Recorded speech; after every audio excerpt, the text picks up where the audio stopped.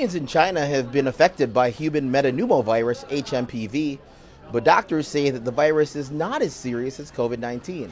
Welcome to VOA Asia Weekly. I'm Casquejo in Washington. That story is coming up, but first making headlines.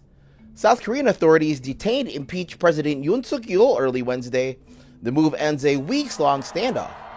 Yoon is accused of insurrection over his martial law decree last month. He is the first sitting South Korean president to be detained. Yoon says the corruption investigation is not legitimate. Such repeated illegal actions and coercive procedures based on invalid warrants are deeply deplorable. North Korea on Tuesday test-fired multiple missiles toward its eastern waters.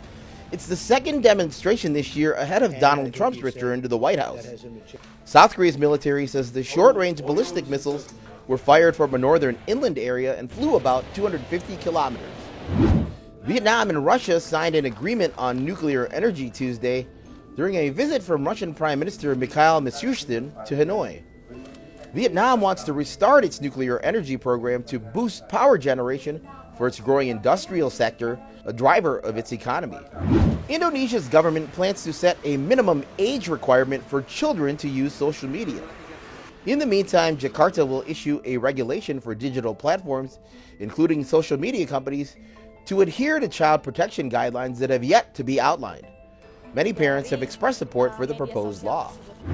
Millions of people attended India's Maha Kumbh Mela festival, the largest religious gathering on earth. Thousands of almost naked Hindu men marched toward the Ganges River at sunrise, chanting and bathing in the freezing water to cleanse their sins. The festival is held every 12 years, drawing more than 400 million people from around the world. China says HMPV infections in the northern part of the country are declining. News of increased respiratory illnesses in China sparked international concerns about another potential pandemic. But as VOA's Dora Mekwar reports, medical experts emphasize that HMPV is very different from COVID-19.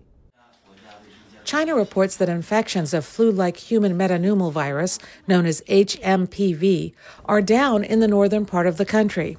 In recent weeks, reports of rising cases of the virus in the country where COVID-19 began sparked worries of another potential pandemic.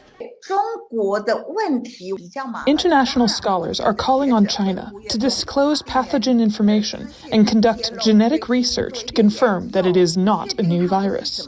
Even if it is an old virus, it could still be a new variant. HMPV has been around at least since 2001.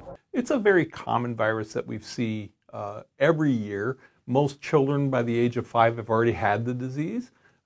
It's a virus that will produce symptoms like watery eyes, cough, sneezing, chest congestion. While HMPV can cause serious illness in children under 5 and in older adults with other health problems, it's usually a mild disease for most people. It is not nearly as serious as influenza or COVID disease. HPMV has been here for a long time, has infected millions of people that already have immunity. It's not as though this is a brand new virus that might cause devastating problems. China health officials say the number of patients seeking medical help is lower compared to the same period last year.